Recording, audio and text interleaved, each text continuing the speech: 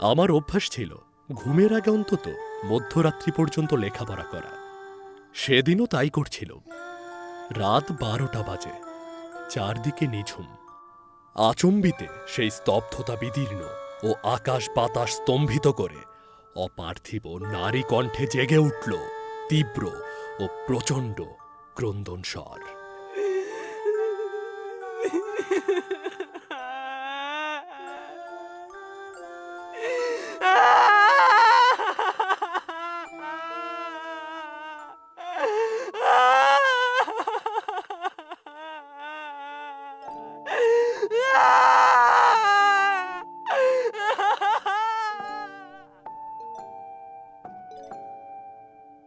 গল্পে মহাকালের এবারের আয়োজন হেমেন্দ্র কুমার রায়ের লেখা ভূতের ভয়। গল্প পাঠে আমি দীপ্ত কর্মকার ও অন্যান্য চরিত্রে কেয়া চৌধুরী জুই। এমন আরও গল্প শুনতে আমাদের চ্যানেলটি সাবস্ক্রাইব করুন। আর কী ধরনের গল্প আমাদের কাছে শুনতে চান তা জানিয়ে দিন কমেন্ট করে। ধন্যবাদ।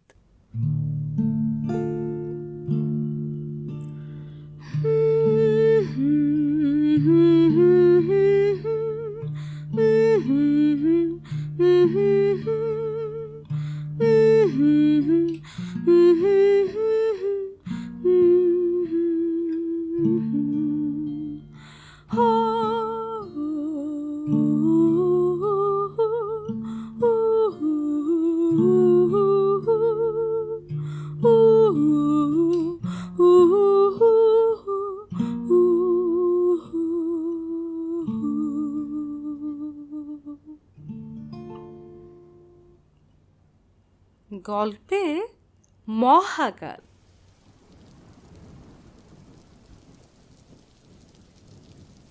আবার বৃষ্টি নামল। আজ সারাদিন ধরেই বৃষ্টি এই থামে এই নামে। মেঘের কাজল মেখে আকাশ হারিয়ে ফেলেছে তার নীলিমা। সূর্য কখন উঠেছে আর কখন অস্তে গিয়েছে কেউ জানে না। ময়লা দিনের আলো এবং তারই ভেতরে ধীরে ধীরে ঘনিয়ে উঠছে আসন্ন সন্ধ্যার বিষণ্ণ অন্ধকার। গঙ্গার ধারে বাড়ির তেতলার বারান্দায় বসে আছি কয়েকজন বন্ধুর সঙ্গে। নদীর বুকজোড়া বৃষ্টির জলছড়া দেখতে দেখতে দ্বিতীয়বার চায়ের পেয়ালা খালি করলুম। কিছুক্ষণ সবাই চুপচাপ।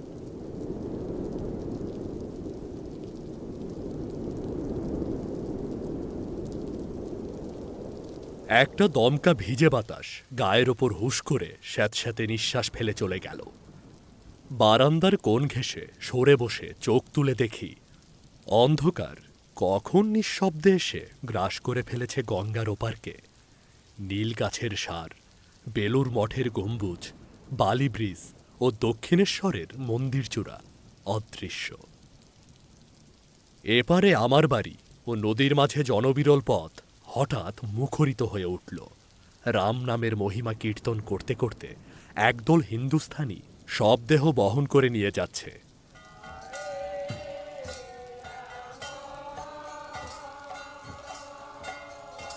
জৈনক বন্ধু শুধলেন, হেমেন্দ্র, এ বাড়িতে তুমি কি একলাই থাকো? প্রায় তাই বলতে পারো।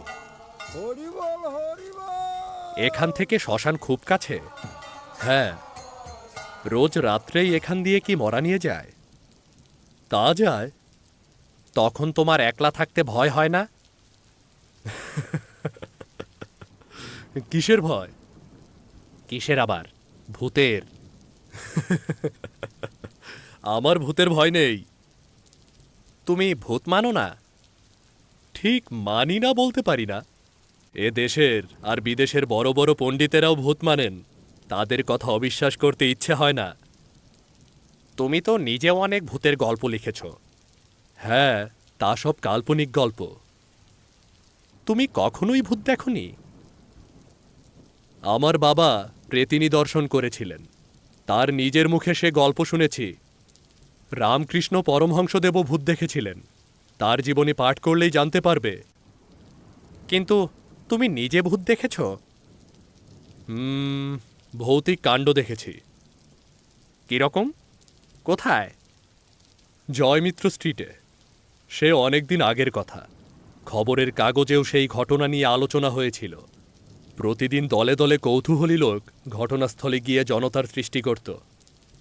ব্যাপারটা কি? ভৌতিক উপদ্রব।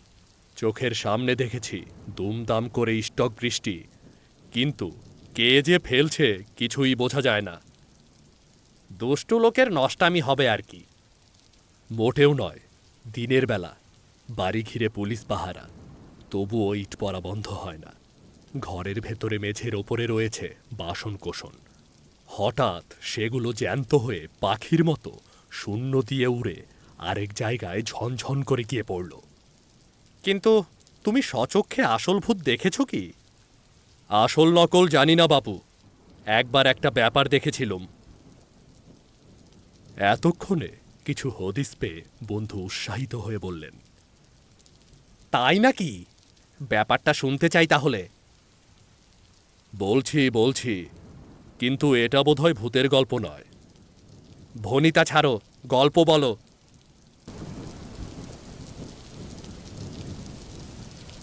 ঝমঝম করে আরো জোরে বৃষ্টি এলো। গঙ্গা জল আর দেখা যায় না, কিন্তু শোনা যায় তার তরঙ্গতান।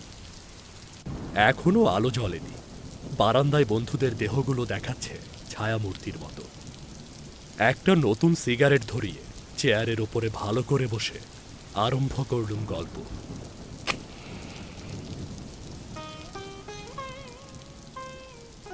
তেত্রিশ থেকে 34 বছর আগের কথা। গঙ্গার ধারে আমার এই বাড়িখানার জায়গায় তখন ছিল খোলা জমি। আমরা বাস করতুম পাথুরিয়া ঘাটার পৈতৃক বাড়িতে।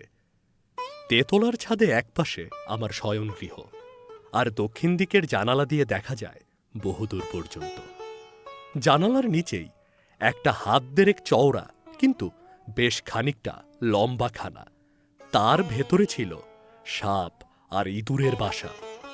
মাঝে মাঝে সেখানে প্যাঁচারাও আনাগোনা করত। খানার পরেই পাশাপাশি 3খানা ছোট ছোট পুরনো বাড়ি। পূর্ব দিকের বাড়িখানা এ পাড়ায় ছিল কুবিখ্যাত। আমাদের বাল্যকালে ও প্রথম যৌবনে বাড়িখানা ছিল পরিত্যক্ত। সবাই বলতো সেখানা হানা বাড়ি, ভাড়া নিতে চাইতো না কেউ। আমার বাবা ওই বাড়ির ছাদের ওপরেই গভীর রাতে একটি অবগুণ্ঠনবতী নারী মূর্তি দেখেছিলেন, কিন্তু তাকে ধরতে গিয়েও ধরতে পারেননি। তার চোখের সামনেই মিলিয়ে গিয়েছিল সেই মূর্তি। আমি তখন তেতলার ওই ঘরে গিয়ে বাসা বাঁধি। তখন বাড়িখানা সংস্কার করে ভাড়া দেওয়া হয়েছিল। যদিও রাত্রে সবাই তার দিকে সন্নিগ্ধ দৃষ্টি নিক্ষেপ করত। আমি কিন্তু বহু বৎসরেও সে বাড়ি থেকে সন্দেহজনক কিছুই আবিষ্কার করতে পারিনি। তবে একদিনের ব্যাপারের কথা আমার মনে আছে।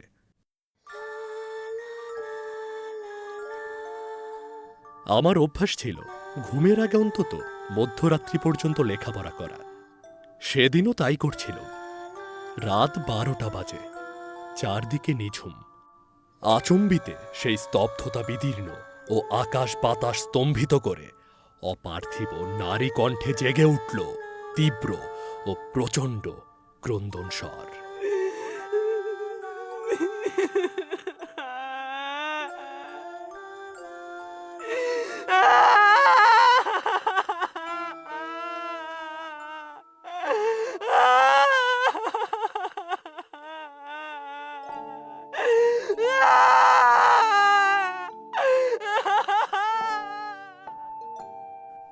এমন ভয়াবহ চিৎকার জীবনে আর কখনো আমি শুনিনি।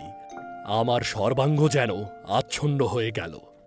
মাত্র একবার সেই বীভৎস কান্না শোনা গিয়েছিল বটে, কিন্তু তা শুনতে পেয়েছিল পাড়ার সমস্ত লোক। এ পাড়ার সমস্ত লোক আমার আত্মীয় ও কুটুম্ব।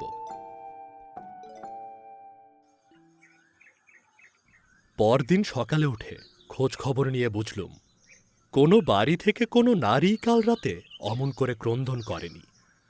সকলেই মত প্রকাশ করলেন আওয়াজটা এসেছিল আমাদের বাড়ির পাশের খানার ভেতর থেকেই। আমিও এই মতে সায় দিতে বাধ্য হলুম বটে, কিন্তু মধ্যরাতে খানার ঘুটঘুটে অন্ধকারে বসে কোনো নারী যে অমন ভয়ানকভাবে কেঁদে উঠবে এটাও সম্ভবপর বলে মনে হলো না। আজ পর্যন্ত এই ক্রন্দন রহস্যের কোনো হদিস পাইনি। অতপর যে ঘটনার কথা বলবো তার উৎপত্তি ওই খনার ভেতরেই। সে রাত্রে ভারী গুমট। বাইরে চাঁদ আলো ঢালছে বটে, কিন্তু বাতাসের শ্বাস একেবারে রুদ্ধ হয়ে গেছে। রাত 2টো বেজে গিয়েছে, তবু চোখে ঘুম নেই। বিছানায় পড়ে আইঠাই করছি। পাশ ফিরে পাশ বালিশটা জড়িয়ে ধরে দক্ষিণের জানালা দিয়ে বাইরের দিকে তাকালুম। ধবধবে জ্যোৎস্নায় ছাদের পর ছাদ ভেসে যাচ্ছে। চাঁদের আলোর ভেতরে যে ঠান্ডার আমেজটুকু আছে, এই দারুণ গুমোটে তা মনের ভেতরে গ্রহণ করবার চেষ্টা করল। হঠাৎ আমার চোখ দুটো ভীষণ চমকে উঠল। খানার দিক থেকে জাগল 2খানা ছোট ছোট হাত। তারপর সেটা চেপে ধরল জানালার 2টো গড়াতে।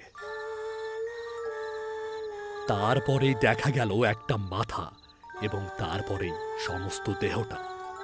একটা 5-6 বছরের শিশুর দেহ। বিশেষ করে কিছুই বুঝতে পারলুম না, কারণ বাইরের চাঁদের আলোর দিকে পেছন ফিরেছিল বলে দেহটাকে দেখাচ্ছিল যেন ঘোর কালো অন্ধকার দিয়ে গড়া। জানালার মাঝামাঝি যে আড়াআড়ি কাঠ থাকে, মূর্তিটা তার ওপরে উবু হয়ে বসল। তারপর ঊর্ধ্বগতিত 2 হাত দিয়ে গারদ ধরে বোধহয় আমার পানেই তাকালো। বেশ দেখতে পেলুম তার অগ্নিময় চোখ দুটো। 3 কি 4 সেকেন্ড সে স্থিরভাবে বসে রইল। তারপর জানালার গরাদে ছেড়ে দেওয়াল ধরে ওপর দিকে অদৃশ্য হয়ে গেল। আমি ভীরু নই, কোনো কালেই ছিলাম না, তবুও বুকের ভেতরটা ছমছম করে উঠল। প্রায় মিনিট খানিক ধরে কিংকর্তব্য বিমূঢ়ের মতো চুপ করে বসে রইলুম বিছানার ওপর।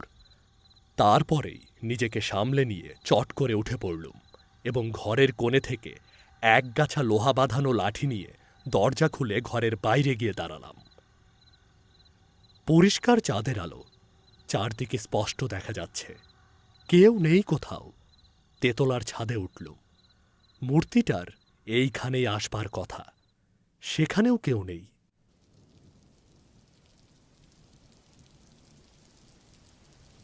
নিশ্চয়ই তুমি বানরের মূর্তি দেখেছ। কি বলছো? আমি বানরের মূর্তি দেখেছি? প্রথমে আমারও সেই সন্দেহ হয়েছিল, কিন্তু মূর্তিটা বানরের মতো ছোট হলেও বানর নয়। প্রথমত, জল ভরা অন্ধকারখানায় বানর থাকে না। দ্বিতীয়ত, বানররা নিশাচর জীব নয়। তৃতীয়ত, জানালার ওপর ছিল মসৃণ দেওয়ালের অনেকখানি। বানর টিকটিকি কিংবা মাকড়সার মতো ওপরে উঠতে পারবে না সেখান দিয়ে। তবে সেটা কি? জানি না। তারপরে ওই ঘরে কাটিয়েছি অনেক বৎসর, কিন্তু মূর্তিটা আর কখনোই আমার সঙ্গে দেখা করতে আসেনি। ইমপ্রুভমেন্ট ট্রাস্টের কবলে পড়ে সেই রহস্যময় বাড়িখানা এবং সেখানকার বাড়িগুলো এখন অদৃশ্য হয়েছে, আর আমার কথা ফুরল।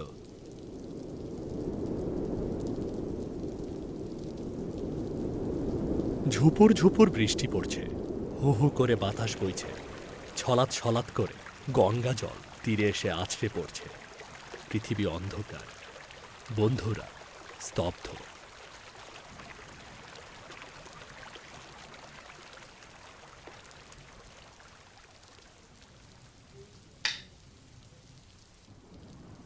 সুইচ টিপে আলো জ্বালালুম। বন্ধুরা বিরক্ত হয়ে বলল, আরে ধ্যাত, দিব্যি একটা ভুতুরে পরিবেশ গড়ে উঠেছিল, আলো জেলে সব মাটি করে দিলে। আমি এটাকে কোনো ভূতের গল্প বলে মনে করি না। আচ্ছা, আমরা যদি নকলে আসলের সুখ পাই তাহলে তোমার কি, বলো? বলো তো আবার আলো নিভিয়ে দেই। না, ছেঁড়া তার আর জোড়া লাগে না। তার চেয়ে আবার গরম চা নাও, যাও।